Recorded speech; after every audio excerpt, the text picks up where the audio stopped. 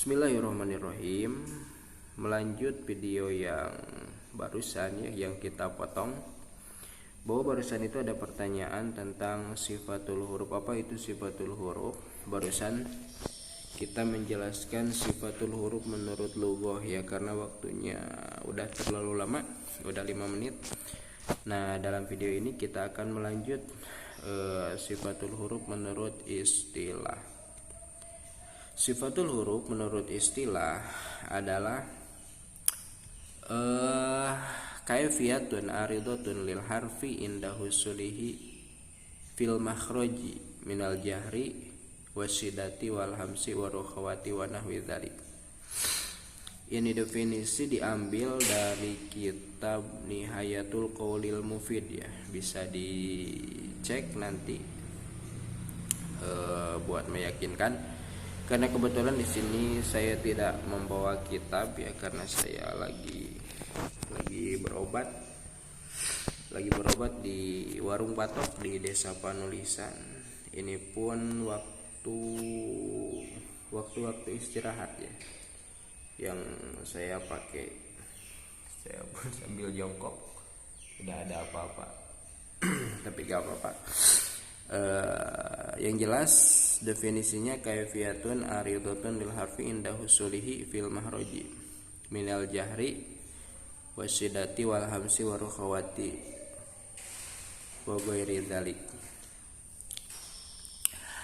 Sifat menurut istilah adalah kaifiyah aridah.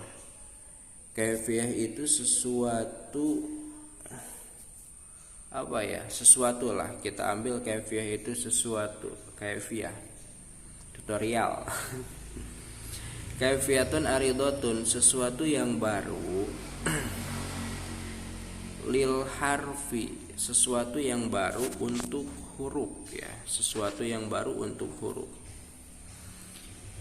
Indah husulihi bil makhraji, ataupun ada yang membahasakan ba'da husulihi fil makhraji. Sesuatu yang baru ini adanya setelah tercapainya atau setelah sempurnanya makharijul huruf, setelah sempurnanya tempat keluarnya huruf. Nah, jadi sifat itu sesuatu yang baru setelah adanya makhraj. Jadi sifat tidak mungkin ada kalau makhrajnya tidak ada. Tidak mungkin kita bisa menentukan sifat kalau makhrajnya belum ada. Berarti bisa digarisbawahi, sifatul huruf itu pelengkap bagi makharijul huruf.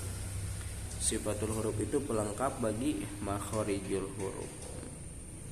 Seperti contoh gini, kita ambil satu huruf ya. Kita ambil satu huruf. Contohnya huruf ba. Ba secara makhraj, langsung aja. Secara makhraj ba itu dari bainis syafatain, dari antara dua bibir.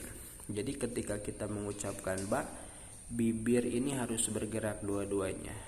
Ba, ba, ba, ba. Sehingga kalau yang geraknya satu itu agak susah, bahkan mungkin tidak bisa ya. Ba, tetap yang bergeraknya dua bibir, karena min bayinis syafatain, dari antara dua bibir. Nah, setelah kita tahu makhrajnya, maka dilengkapi dengan adanya sifat agar mendapatkan fasihat dalam pembacaan huruf, pembacaan kalimat Quran.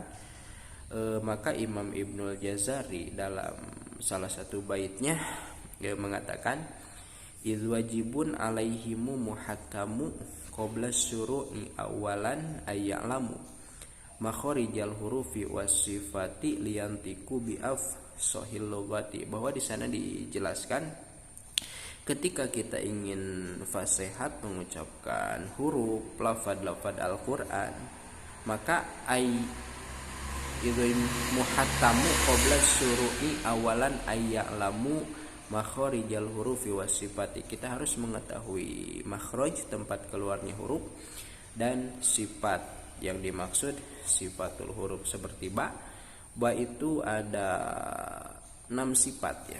Ba itu ada 6 sifat. walahu situ sifatin wahia al jahru, pakai tangan aja, wahia al jahru wasiddatu wal istifalu wal infitahu wal idlaku wal qalqalatu. Itu ada 6 sifat.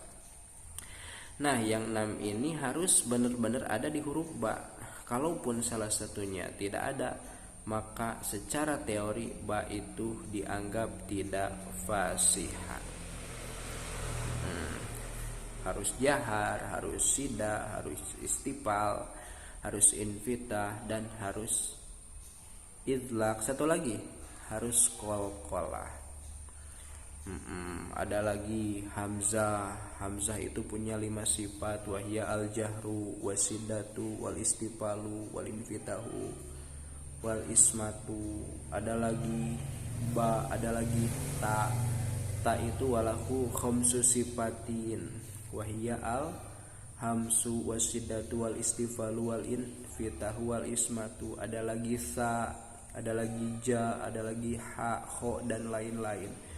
Pokoknya banyak. Kita harus mengetahui secara teori ya. Ini secara teori ketika kita ingin fasihat dalam melafadzkan Al-Quran. Secara teori kita harus mengetahui huruf ini keluarnya dari mana dan sifatnya apa saja. Karena kalau sifatnya, salah satu dari sifatnya hilang alias tidak terbawa, maka huruf itu dinyatakan cacat ya. Dinyatakan cacat, dinyatakan tidak fasihat. Kalau dalam istilah qiraat itu namanya lahan ya, lahnun. Yang mana lahnun itu ada 2. Yang pertama lahnul khafi, kesalahan ringan, kesalahan yang samar, yang kurang jelas.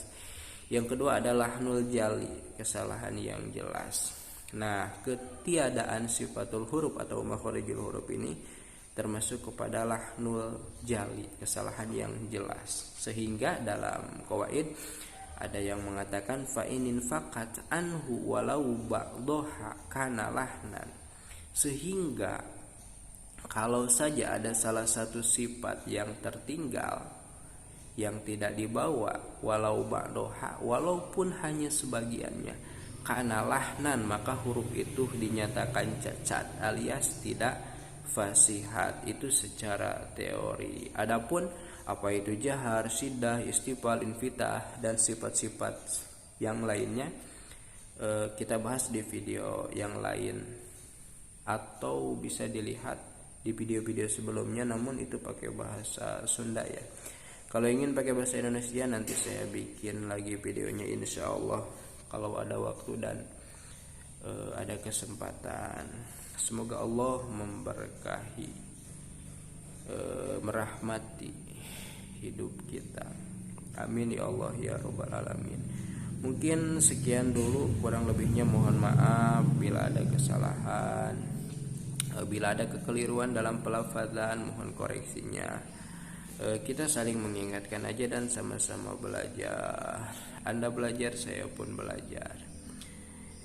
Yang penting ya di sini saya menyampaikan apa yang saya tahu, dan kalaupun itu salah bisa diperbaiki, bisa dikoreksi, baik itu dalam kolom komentar ataupun secara japri atau wapri ya, bebaslah.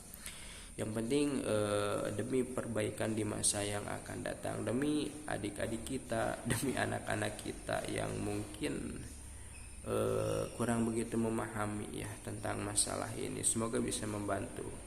Sekian, assalamualaikum warahmatullahi wabarakatuh.